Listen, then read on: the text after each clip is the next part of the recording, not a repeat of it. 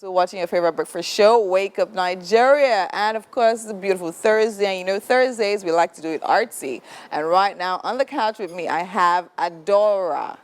She is definitely here. She is a self-taught, multidisciplinary media and visual artist with remarkable talents for creating visually compelling and emotionally evocative works of arts. Adora Richards, welcome to Wake Up Nigeria. Thank you so How much. you doing? I'm okay.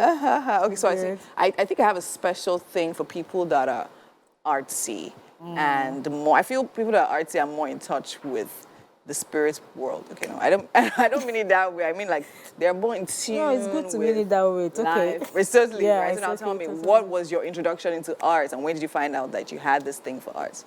So I have always loved the art. Growing up, I still remember my little swirls with crayon and all as a child. But I know that my secondary school was a very solid foundation. My art teacher, Lillian Iwush, was a very solid remember her name foundation. as well? Yeah. Nice. I remember. It was a very solid foundation for me. Even though I didn't take it in my WAEC, and I really wanted to, but African parents. African parents, right? You want Yeah. to take what science? Of course, I'm a microbiologist.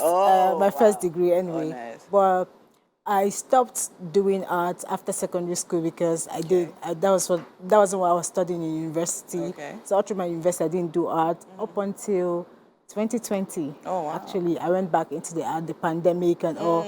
Honestly, I was going crazy, and so wow. it You was just had like, to yeah, it was like my solace, my safe Therapy. space, therapy, and yeah, I started exploring art as therapy and all that, and that was what birthed my career as an art therapist. Really amazing. So you're an arts therapist? Yes, I am. Oh, amazing. So now tell me, what is the idea behind being an arts therapist?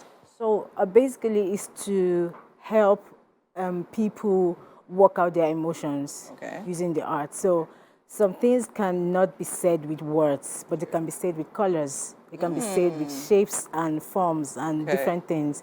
So I talk my clients through the process of creating their art. And at the end of the session, the art you've created is a representation of that emotion you're trying to process. So every time, anger, happiness, whatever, every time you see that painting, it reminds you the reason you did this. You did that. And it makes you stay in that good space of knowing is it that. Good space, because sometimes I see things like that, right?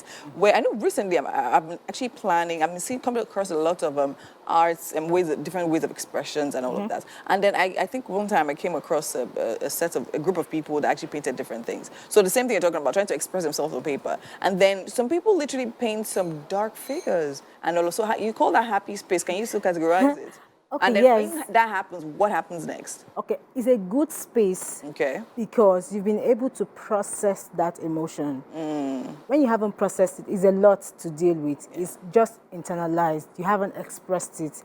But the fact that you've expressed it makes you realize that, okay, this is an emotion that I can actually walk through. I know that I haven't walked through totally, but with time, I'm going to, so it's not like a huge burden for you anymore. And you see your painting every day, you remember, and it's a continuous process anyway. Yeah. Okay, amazing. Now, tell me about the type of art that you create. So for all my commission paintings, I make my art based off of my emotions, or based off of the emotion I discuss with whoever wants me to make art for them. Example, if you want me to make an art, we have a conversation about it. Whatever I feel from the story you're telling me, from the situation, whatever, that's what I make for you. So in that point, you're probably like a channel. So they channel that thing through you. Yes. Wow. Is that not scary, being that open and vulnerable to other people and the way they feel? Yes, it is. So what would you say is, because I know there are different media arts, right? So now what would you say, what materials, what tools you work with? Well, I notice your arts are really colorful, like what we have on the screen there. And I mean, what is that? Now that blue one, what is that expression? It's acrylic. Acrylic. Oh, okay. But I also use mixed media. I can totally use anything. Sometimes I get my colors from basically plants. Plants? Yes, from flowers. I take the pigmentations from them. But most of the time it's acrylic color. But I try to use eco-friendly colors, so it's not like toxic to the environment and all. And even for my exhibition this weekend, most of the art that I've done are acrylic art and just a few more other traditional mediums that are attached to it. Okay, so now tell me about the exhibition you spoke about. So the exhibition this Saturday is called Golden Hour, and it's a fusion of art, fashion, and photography. Oh, nice. So basically, we are using models 50 years and above. Ooh, If I could mention some of their names, we have Ireti Doyle, we have Ifoma Fafunwa, Joseph Edgar, Kepi Ekpenyo, and the legendary Kelechi Amadobi, the photographer. So these people will be walking our runway. And then very bright young designers have made exquisite outfits that they are going to wear. Yeah, and the paintings I'm making are taught from the emotions surrounding the Golden Hour. Golden Hour is a means for me to tell the senior citizens that, now I'm not saying they're old or anything, but but tell them that we want them back in the creative space. Yeah. I grew up knowing that, just knowing that my dad used to DJ. Yeah. So I didn't know the DJ part of him. I only knew the accountant.